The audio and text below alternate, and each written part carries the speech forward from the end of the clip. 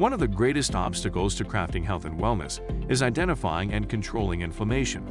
It's at the core of all complex and chronic diseases, and it's the driving mechanism that underlies the most common symptoms that people like you struggle to overcome. Join us as we explore cutting-edge science and research to give you the information and tools you need to create the quality of life you want and deserve. And now, here is the host of Inflammation Nation, Dr. Stephen Noseworthy. Hey there, and welcome back to Inflammation Nation. I'm Dr. Noseworthy. We're continuing on our discussion of cortisol. It seems that in our little mini-series here about hormones and health, we're, I guess, stuck, if you will, in discussing cortisol. And I mentioned before that perhaps one of the reasons for this is just simply the central role that cortisol plays in human function and physiology. Because it is hooked into and is an integral part of our safety mechanisms, our survival systems. It's kind of obligated, or it's an obligatory thing, that cortisol and stress systems, or stress chemistry, if you want to call it that, are connected to pretty much everything else, right? Basically, when you're faced with a truly life-threatening situation, you need everything to change to promote survival. So what I want to talk about today is it's kind of a little bit of a dangerous thing, just simply because there are so many nuances and exceptions to how cortisol has impacts on other systems, including the reproductive system, or let's say reproductive hormones. And so what I want to do is just kind of give you a general overview of how those relationships are laid out and what the framework is. And then we'll talk about just one particular instance that seems to be relatively common in women, particularly women, because the impacts are more significant for women or female physiology than for male physiology. But we're going to talk about a couple of instances, at least that I see on a frequent enough basis in my own practice, and have seen them for a couple of decades now, that it's just worthwhile mentioning.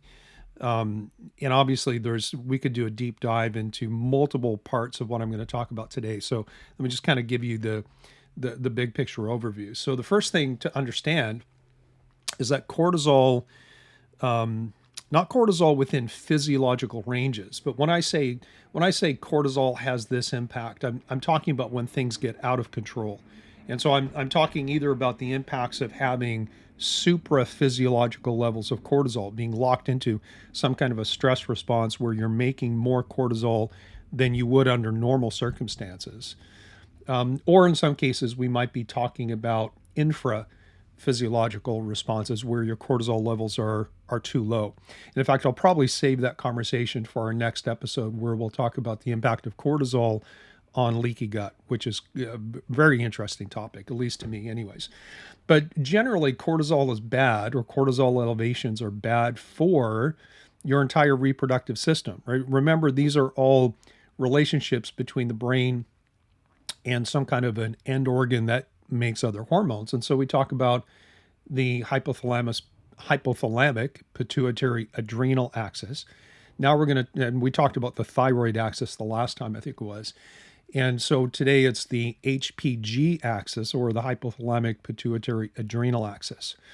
And very much like the relationship of elevated cortisol's impact on every aspect of the thyroid system, we can say pretty confidently that cortisol elevations can have an impact, a negative impact, on almost every aspect of the gonadal system as well.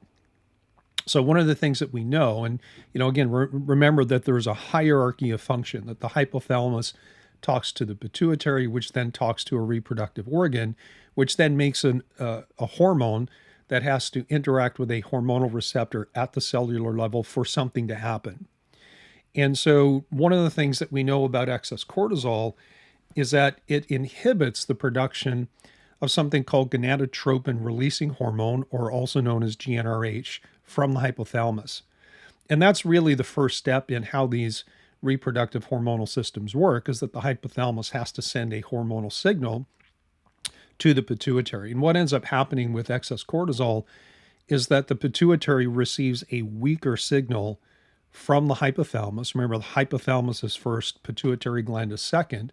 And so if the pituitary gland receives a weak signal that in essence translates into make less or fewer hormones, then one impact that cortisol can have on reproduction levels or reproductive hormone levels is that you're going to make less hormones, and that's up in the brain. Not that you make the hormones in the brain, but the impact is at that control center up in the brain in the hypothalamus. But, it also does the same thing with the pituitary gland. And so if gonadotropin releasing hormone, or GnRH, is the signal that comes from the hypothalamus to the pituitary, and then if the signal is adequate, the pituitary makes two other hormones called luteinizing hormone and follicle stimulating hormone, or LH and FSH.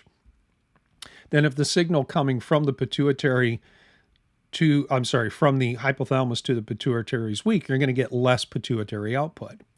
So not only is there the direct impact or the indirect impact of inhibiting how the hypothalamus talks to the pituitary, excess cortisol also has a direct inhibitory effect on the pituitary itself. And so we kind of get with active stress responses where cortisol levels are elevated, particularly if they're elevated very high or if they're elevated for prolonged periods of time.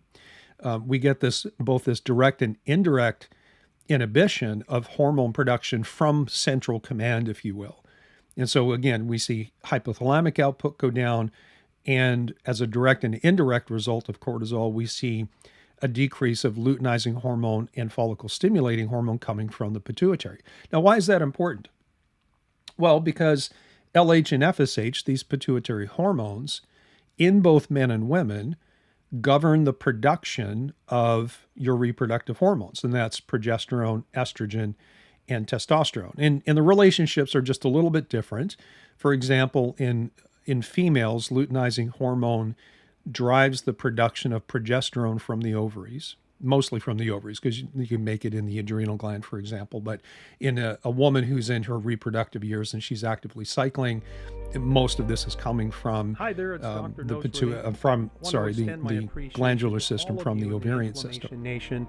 And so in women, LH drives progesterone production, but in men, it drives the production of testosterone or androgens. Nevertheless, this luteinizing hormone signal from the pituitary is absolutely critical to drive these main or major reproductive hormones. And then the other pituitary hormone called FSH, or follicle stimulating hormone, in women drives the production of estrogen.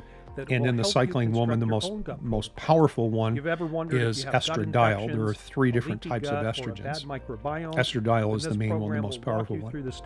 But in men, follicle stimulating hormone basically determines the production of sperm, or the technical term would be spermatogenesis. But nevertheless, whatever the impact is of these pituitary hormones on male and female reproductive physiology, the bottom line is when we have these really severe or chronic stress responses and elevated cortisol, we inhibit the entire system, and it starts up in that control center in the hypothalamus and the pituitary with both direct and indirect influences, depending on if we're looking at either the hypothalamus or the pituitary itself. Now, there are other relationships with how cortisol might impact how these reproductive hormones are being processed once they're in circulation. And you might remember we had that discussion about hormone processing when we talked about the thyroid system. And there are some relationships where cortisol may have an impact on receptor sensitivity. I don't want to get into those things because I think there are a couple of other more common variables or problems that deserve some mention. And the first thing is to talk about something called a pregnenolone steal. Some people might call it a cortisol steal, but you might be interested sometime to go to Google Images and just search for something. Just call it like the Hormone Cascade. Hormone Cascade. And what you'll see is you'll see all these images come up that basically look like a flow chart of how your body makes these steroid-based hormones. And you might remember from an earlier episode in the hormone series that we have both peptide hormones like thyroid or insulin, and we have steroid-based hormones, which are actually made from cholesterol. one of the many reasons why you need to have adequate cholesterol levels.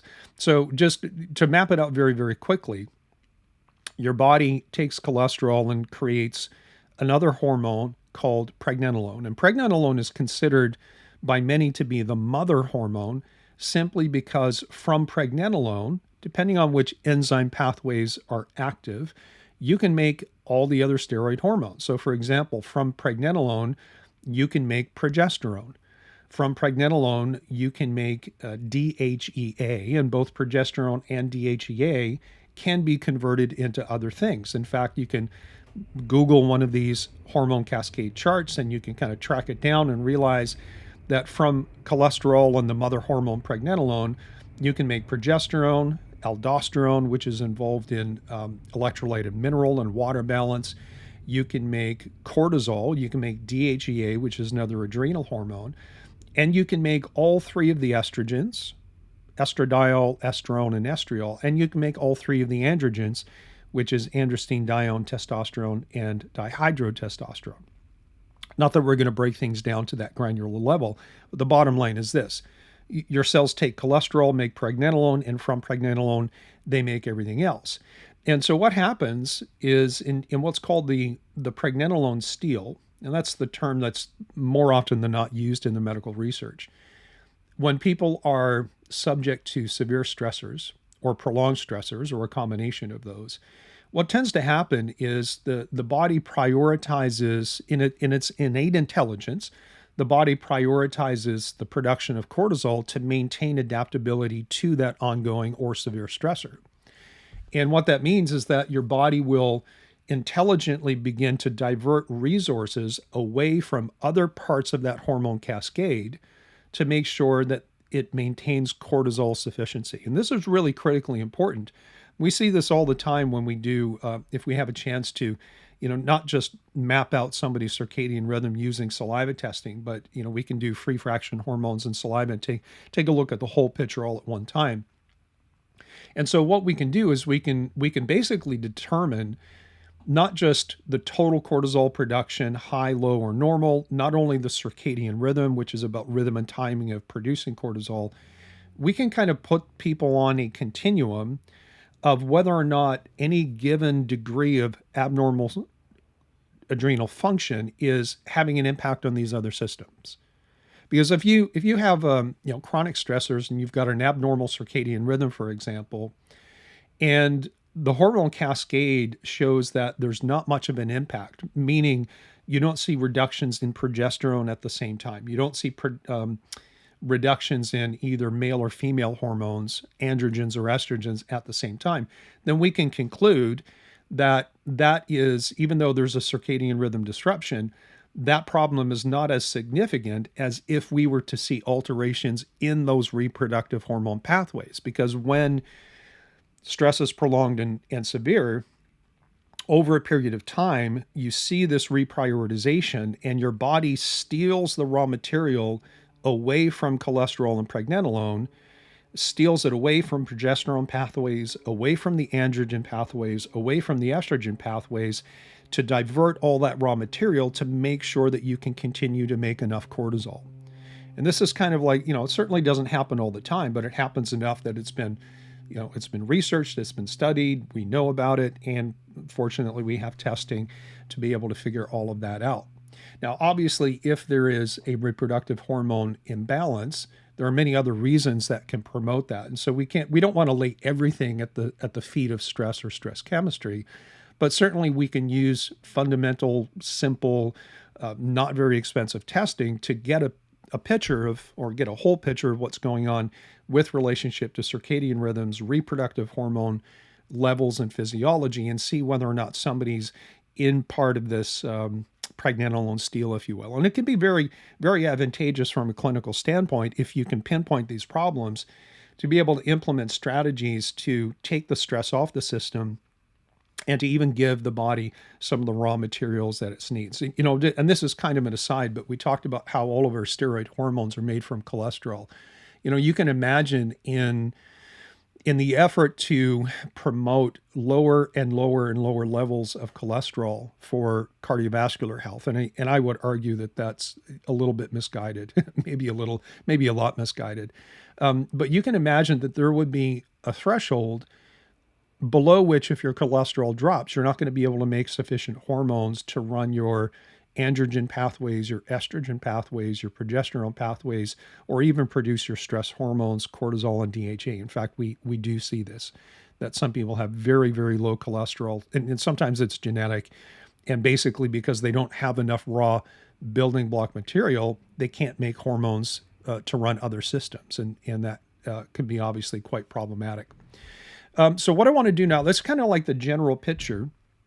And again, it might be very helpful for you to just Google the hormone cascade and take a look at how all these things connect together. But what I want to do right now is I want to kind of isolate progesterone and talk about the relationship between progesterone and cortisol. In fact, we're going to reverse that relationship. We're going to talk about how progesterone has an impact on cortisol and how that might translate into some relatively common clinical problems with things like anxiety or stress or insomnia. A lot of times we see those things together. And I'm talking about heightened states. Even just the average person may periodically or intermittently have problems sleeping. There's many reasons why that can be. We might get anxious in certain circumstances, but it doesn't mean we're anxious in terms of our core physiology and our makeup. But there do seem to be some circumstances where, and for example, it's very common with women who they still have their menstrual cycle and they have a lot of PMS symptomatology, that they have, not just, for example, pain and cramping and that kind of stuff, or changes in their menstrual flow itself. They end up having mood changes. They get very weepy. They get anxious or nervous, or if they have a history of anxiety or even OCD, it gets magnified during that week right before the cycle starts, that premenstrual period. We can also see some of the same things in women who are either perimenopausal or postmenopausal, particularly if they are using progesterone-based hormone replacement therapy. So let's talk about this. This is all rooted in the fact that progesterone and cortisol share a binding protein. And if you've been listening to this mini series on hormones, early on we talked about how all hormones in circulation are either bound to a carrier protein or they're not. And if they're not, we call that free fraction. Generally, we can talk about bound or unbound or bound hormones and free fraction hormones or free hormones. And it's the same across all hormone subsets. There's a binding protein. Usually there's multiple. Albumin quite often plays a role in binding hormones, but typically it's a kind of a muted role. It's not the primary binder. But nevertheless, there is a binding protein called, there's two names for it. One is called transcortin, and the other name is cortisol binding protein, or some variation of that. And so transcortin and cortisol binding protein are the same thing, but the point is that progesterone and cortisol are both bound by the same binding protein. And whenever you have a scenario like that, what ends up happening is that if you have a significant increase or decrease of one of those two hormones that share the binding protein, then you automatically shift in one direction or another the free fraction or the unbound portion or the bound portion of the opposite hormone. For example, if I have an increase in progesterone, if it's sufficient, right? Because, minor increases are not going to do this. But if I have a sufficient increase in my progesterone levels, that is going to use up more of the cortisol binding protein, or this protein called transcortin, so that progesterone uses up more of that compared to cortisol. And so even though we're not changing the amount of total cortisol that's in circulation, by having more progesterone in the system, it uses more of the binding protein, which means there's less for cortisol to be bound, and that translates into an increase in free fraction or biologically available cortisol. Let me say that one more time, that if we have a significant enough increase of progesterone, it will take up or use up more of the transcortin binding protein translating into an increase in free fraction or biologically available cortisol, even though you're not increasing the total amount of cortisol that's in circulation. It's just a shift in the relative proportion of how much is bound and biologically inactive versus how much is unbound or free fraction and biologically active. And so, what this ends up actually, let me say this. Think about the children's game musical chairs. I guess adults play that too, but think about musical chairs. You have only so many chairs to go around, and you have more people than chairs. And when the music stops, whoever sits in a chair gets to stay, and whoever's standing has to go sit down. Now, it's an imperfect analogy, but I think you get the mental picture. Is that if you imagine cortisol and progesterone are circling around the chairs, and when the music stops, if you have a lot more progesterones than cortisol, then you're going to end up with more progesterones sitting in the chair that would be analogous to the binding protein binding to progesterone. And you end up with more cortisol standing up, not in a chair, and that's your free fraction. And I think that's probably the best analogy that I can come up with that explains this kind of competitive nature, where if we increase progesterone, we get more free fraction cortisol because we take up more of the binding protein, or the reverse can happen as well. If we have a surge in cortisol, you can actually liberate protein-bound cortisol from its binding protein, protein-bound progesterone from its binding protein. And so an increase in cortisol can actually increase your free fraction progesterone. And so stress can dysregulate your hormonal balance in that sense by creating more free progesterone, which may or may not have a beneficial impact.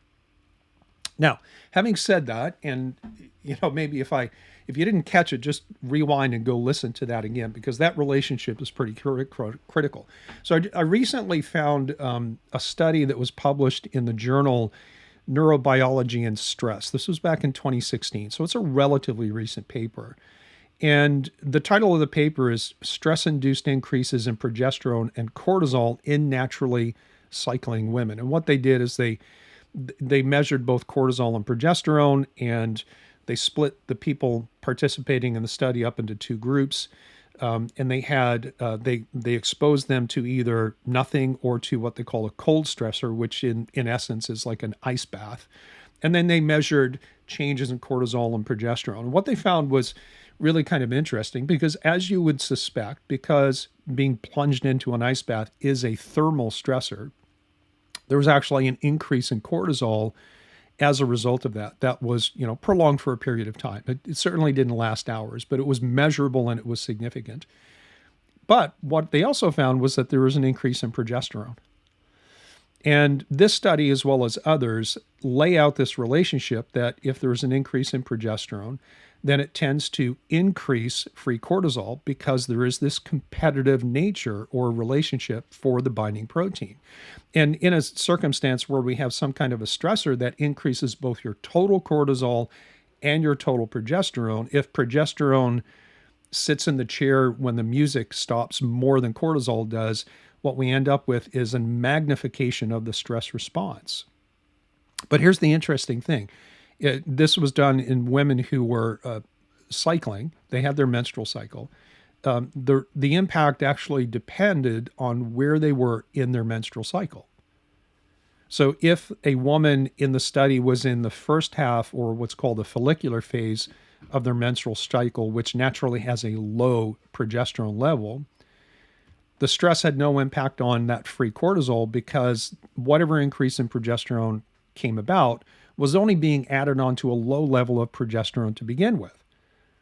But on the other hand, if a woman in the study was in the second half of her cycle, where progesterone production is higher because that's what's needed in that second half of the cycle, then that cold stressor had a significant impact, where we have more progesterone being produced in a naturally higher progesterone state. And now we see this competition with the cortisol binding protein. And even though there might be an increase in cortisol production, the main impact was the fact that there was more free fraction cortisol available, because there was less binding protein to inactivate it.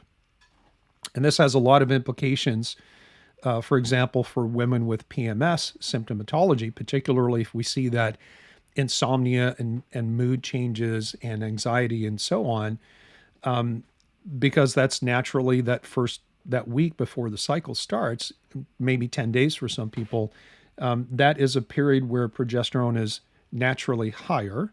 Now, it can be low for some people, but that's the way it's designed. It's designed to be a naturally high progesterone period of time.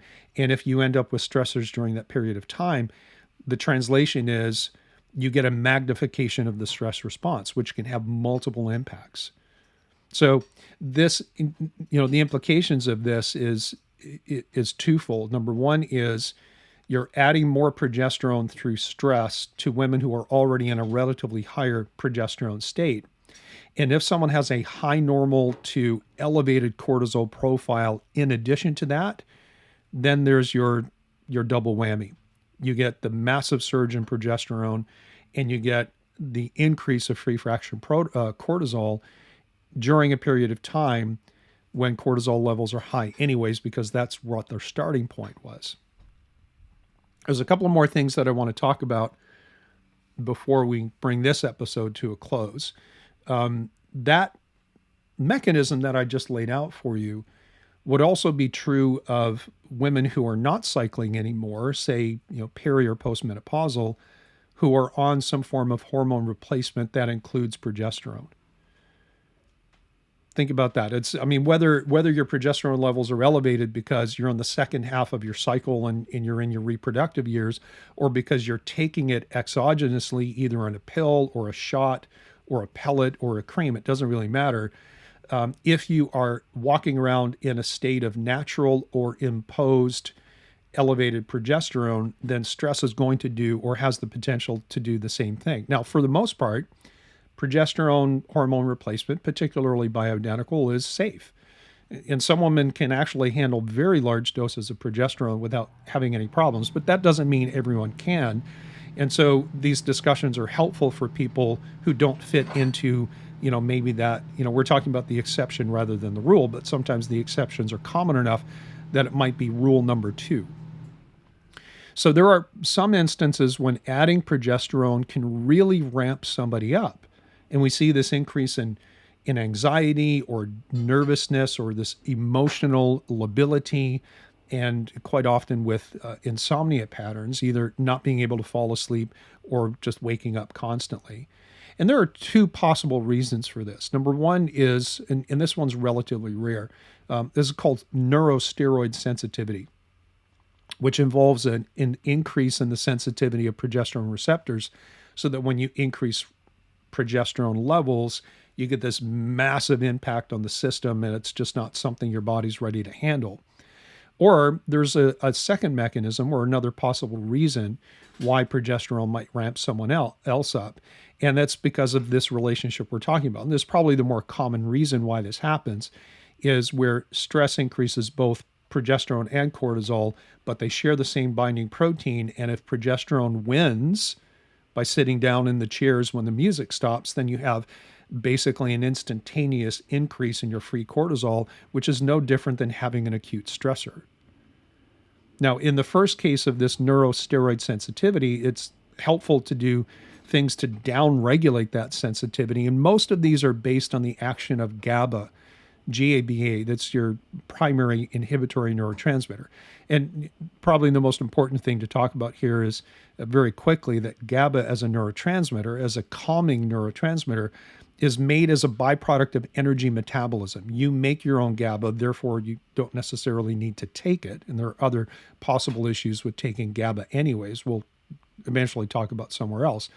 But as long as you have good energy metabolism, whether you're burning carbohydrates or fats as fuel, you're eating enough food and eating on some kind of a schedule or frequency that matches your physiology, then you should naturally be making GABA on your own. But if you want to, say, boost natural GABA production, you can look into using supplements like L-theanine or P5P, vitamin B6, passion flower, or valerian root. And I'm just going to leave that there because what I want to do is talk about the second mechanism, which is the most common one, and then we'll close out for today.